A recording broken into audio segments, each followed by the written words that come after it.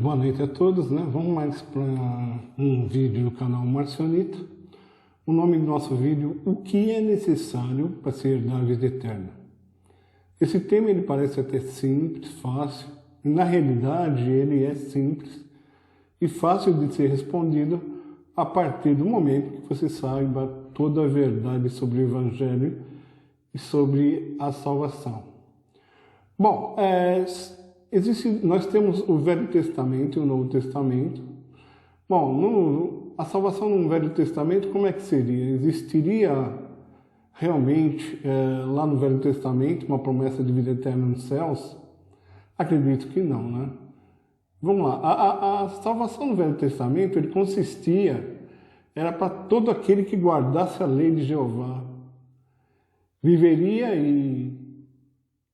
pela lei, ou seja, por ela morreria. Portanto, diz assim Jeová: os meus estatutos e juízos guardareis, os quais observando viverá por eles.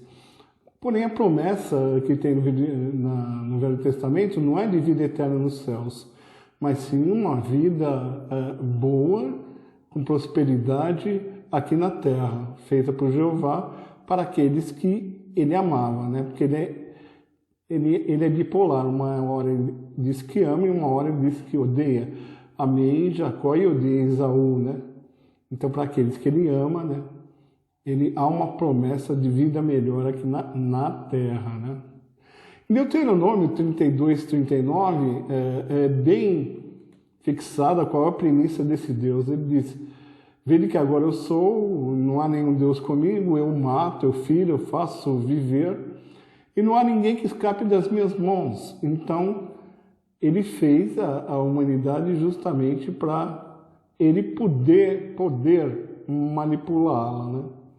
Então, nós estamos diretamente sob a submissão desse Deus e não há quem escape das mãos deles.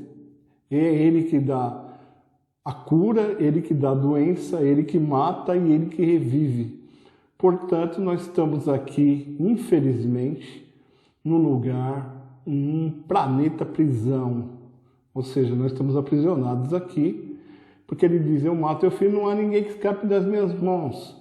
O que eu estou falando em Romanos, Paulo falou: a criação geme, porque ela está aprisionada, e quem aprisionou ela? Aprisionou ela por vaidade. Nós estamos aqui no mundo que nós pensamos que ele é bom, mas na realidade é uma prisão, são manipulações de deuses, de Deus. Então, ele que faz tudo, ele que manipula: eu faço, eu mato, eu vivo, eu saro. Então, nós estamos aqui nesse ciclo de reencarnações dele, fazendo o que ele acha que seria bom para a humanidade, né? Porém, a pergunta é sobre a vida eterna nos céus. Pelo que a gente vai demonstrar aqui, somente Cristo, Isocrestos, que prometeu uma vida eterna nos céus. Mas que céus é esse? Existe mais de um céu? Sim, existe o céu e existe o céu dos céus. Existe até o terceiro céu. O primeiro céu é onde nós vemos, o segundo céu é onde está Jeová e seus anjos, e o terceiro céu é onde é o pleroma, onde está o Deus incognoscível. E a promessa de vida eterna é lá nesse céu dos céus. Que céu é esse? Cristo falou: ninguém subiu ao céu, senão aquele que desceu do céu, o filho do homem que está no céu. Então, o céu que Cristo veio, nunca ninguém subiu. Ele desceu de um lugar que nunca ninguém jamais subiu. Esses anjos que a gente vê no Velho Testamento nunca foram até lá. Ele é a única pessoa até então que desceu desse céu, que é o terceiro céu, onde Paulo foi lá e viu palavras inefáveis que não seria nem bom repetir, né? Então, esse é o terceiro céu, é o lugar dos espíritos de luz, onde ele nos promete uma salvação, nos levar para lá. E lá ele vai nos dar a vida eterna. Então, Crestos é o único realmente que promete a vida eterna. São João 3,16 diz uma coisa interessante. Deus amou o mundo de tal maneira que deu seu Filho unigênito para que todo que nele crê não pereça, mas tenha vida eterna. Esse Deus não é o Deus do Velho Testamento, que amou o mundo. Porque se tivesse amado o mundo, ele tinha enviado o seu Filho lá para salvar o pessoal de Sodoma e Gomorra, o pessoal do dilúvio. Mas não, esse Deus aí que amou o mundo é justamente o incognoscível, que enviou seu Filho, Isocrestos, para que todo que nele crê não pereça, mas tenha vida eterna. Então a vida eterna vai começando a se alinhar e se formar uma verdade. A vida eterna só se tem em quem crer no Filho, em Isocrestos. São João 17,3 diz o seguinte: a vida eterna é essa, que te conheçam, Pai, a ti só como o único Deus verdadeiro, e a Isocrestos, a quem enviaste. Então são duas coisas necessárias para a nossa salvação, que é justamente acreditar que o Pai de Isocrestos é o verdadeiro Deus e Isocrestos é quem ele enviou. Ele diz mais algumas coisas em São João sobre vida eterna. Não trabalhem pela comida que se estraga, mas pela comida que permanece para a vida eterna, ao qual o Filho do Homem dará para vós. Cristo disse: a obra de Deus é esta, e crer naquele que ele enviou. Então são duas coisas necessárias: acreditar que o Pai de Cristo é o verdadeiro Deus e acreditar que ele realmente ele é o enviado desse verdadeiro Deus. São João 5,24 diz o seguinte: eu asseguro, quem ouve a minha palavra e crê naquele que me enviou tem a vida eterna, e não será condenado, mas já passou da morte para a vida. Mais uma vez, fixando que nós temos que acreditar naquele que enviou e o enviado. Né? Não acreditar nem na Torá, nem na Taná. Esse Crestos, ele não veio, ele veio daquele mundo, né? Que nunca ninguém jamais foi e nem de lá desceu. São João 3,36 diz: quem crê no Filho tem a vida eterna, mas já quem rejeita o Filho não verá a vida eterna, mas a ira de Deus permanece sobre ele. Se você rejeitar a Crestos, o que vai acontecer? Você não vai ter a vida eterna e ficar sob a ira de quem? Quem é o Deus da ira que se ira todos os dias? Jeová, né? Você ficará sobre a ira dele, ficará nessas encarnações, né? Indo, vindo, sendo julgado, condenado, torturado no inferno até o último dia, o dia da vida de Cristo. Mas até então, você vai permanecer na ira desse Deus, né? Infelizmente. Cristo, ele promete a vida eterna lá no céu. Aqui é prometido, infelizmente, só uma vida de abundância, saúde e prosperidade na terra. Isso é o máximo que alguém que seguir os padrões de Jeová pode realmente ter, né? Ou aquele que ele simplesmente gostar e amar, né? E os restantes, infelizmente, estarão sobre a ira dele, sendo torturados, julgados, condenados, torturados e depois reencarnados aqui na Terra numa situação difícil. E outros que o seguirem não se salvarão, mas estarão sendo ressuscitados daqui, né? Numa situação melhor, mas sempre no mesmo lugar, sempre nesse planeta, nunca podendo sair desse planeta.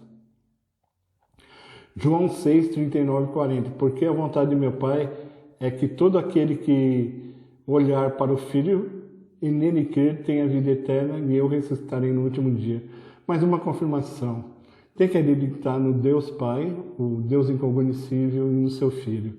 Não tem como, não há outro método de salvação a não ser isso, na crença e no Deus verdadeiro e no seu Filho Isocrestos. João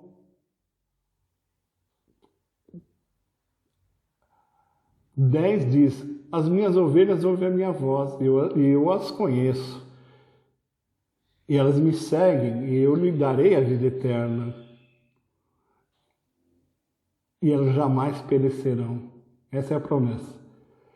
Aqueles que ouvem a voz do Filho do Homem, diz o Cristo, não perecerão, porque vai haver um dia lá na frente, o dia do Senhor, um dia de Cristo, que ele virá para destruir a todos. Então, a promessa de vida eterna para todos nós escaparmos desse dia. Ele diz, aquele que beber da água viva não terá sede, porque a água que eu lhe dará fará nele uma fonte para jorrar a vida eterna. Então, somente as palavras de Isocresto pode nos levar à vida eterna. Romanos diz, para que assim como o pecado reinou a morte, também a graça reinasse para a vida eterna, e por isso, por nosso Senhor Jesus Cristo. Bom, só para finalizar, para esse vídeo não ficar longo, diz em João, examinar as Escrituras porque vocês pensam que nela tem a vida eterna e que de mim testificam. Quando o Isocrates pregava, ele pregava muito de vida eterna. Vida eterna, você viu? Eu vi alguns versículos aí. Imagine um ano de pregação. Nesse versículo eu falei várias maneiras onde ele pregou a vida eterna no céu. Era alguma coisa, era uma novidade para os judeus, vida eterna, porque no Velho Testamento não existe vida eterna. Existe vida, talvez abundante e próspera aqui na terra, mas uma vida eterna nos céus nunca foi pregado por ninguém do Velho Testamento, por nenhum profeta.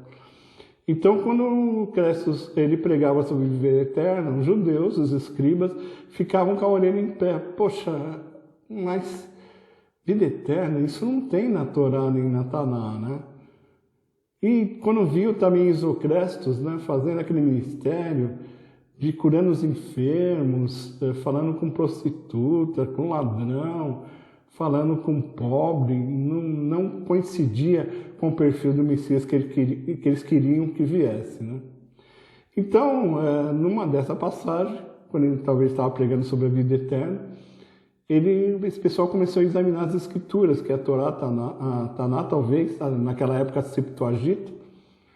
Então, Cressos questiona ele, vocês estão examinando as Escrituras para ver se de mim testificam e se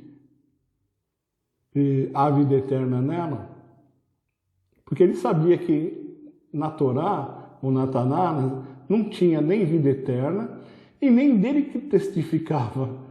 Ele, como ele diz, as leis dos profetas só vieram até João Batista, daqui para frente é o reino do céu, daqui para frente sou eu.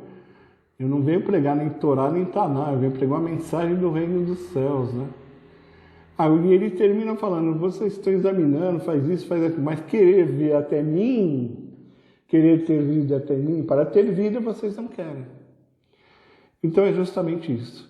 Às vezes a gente fica examinando, mas a salvação é tão simples, que é crer em Jesus Isocrestos e o seu Pai que enviou. Não existe outro meio de salvação. Ela é simples, objetiva e concreta. E prometido por aquele que tem, né, esse poder. Porque todo o poder agora lhe foi dado nos céus e na terra. Então, amém. Que o nosso Senhor e Salvador Jesus Cristo possa realmente, a cada momento, revelar mais a sua salvação em vocês, tá? E boa noite, fique na paz de Isocrestos. Muito obrigado.